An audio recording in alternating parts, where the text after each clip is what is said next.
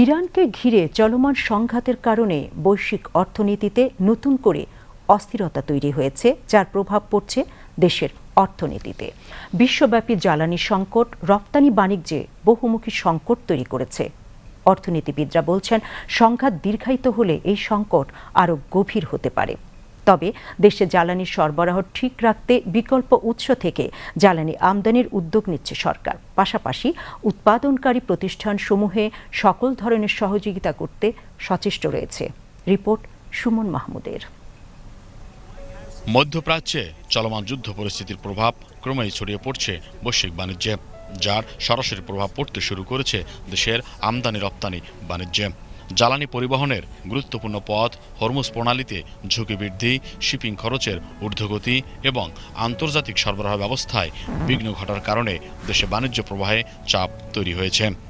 অন্যান্য দেশে তেল একটা সীমিত করে দিয়েছে। বর্তমানে বাংলাদেশের প্রধানমন্ত্রী উনি তেলের দাম বাড়ায়নি, তেলের যে পূর্বের দাম ছিল ওই দামই আছে।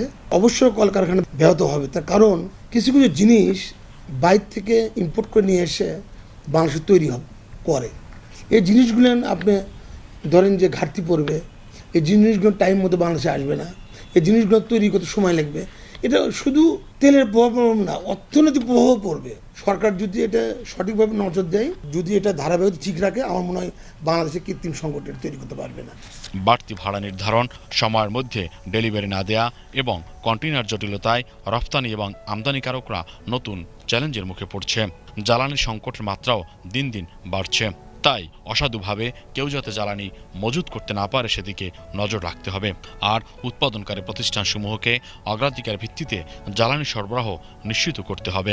বিশেষ করে যারা মিডল ইস্টে আমরা এক্সপোর্ট করি, আমরা এক্সপোর্টগুলো করতে পারছি না, যে কারণে আমাদের বেতন বোনাসগুলো দিতে অত্যন্ত কষ্ট হয়েছে। দেশ আছে নিউ মার্কেট, অন্যান্য আমরা অর্ডারগুলো খুঁজছি, যদিও এই যুদ্ধের কারণে সব জায়গাতেই এই ইম্প্যাক্টটা পড়ে গেছে। আমাদের যে জেনারেটর চালাতে গেলে ডিজেল লাগে, সেই ডিজেলগুলো আমরা সঠিক সময়ে পাচ্ছি না। বিশেষ করে ইন্ডাস্ট্রিগুলো যেন পেতে পারে, সেটার জন্য আরও উদ্যোগ নেওয়া দরকার সরকারের। পরিস্থিতি মোকাবেলায় জ্বালানি উৎসের বৈচিত্র্য বাড়ানো, বৈদেশিক মুদ্রা রিজার্ভ আরও সুসংহত করা আর রপ্তানিকারক প্রতিষ্ঠানসমূহকে উৎপাদন ও সরবরাহ ঠিক রাখতে অগ্রাধিকার ভিত্তিতে জ্বালানি সরবরাহ নিশ্চিত করতে হবে মত বিশ্লেষকদের। আমাদের অর্থনীতির মেরুদণ্ড সেটা হচ্ছে কিন্তু জ্বালানি সেক্টরের এটা নিরবচ্ছিন্ন একটা সাপ্লাই চেইন দরকার।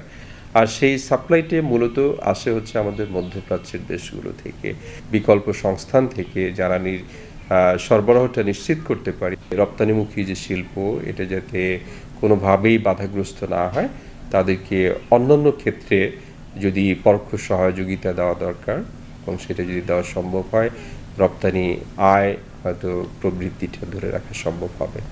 যুদ্ধ পরিস্থিতির কারণে বিশ্ব অর্থনীতি দিন দিন সংকটের পথে যাচ্ছে।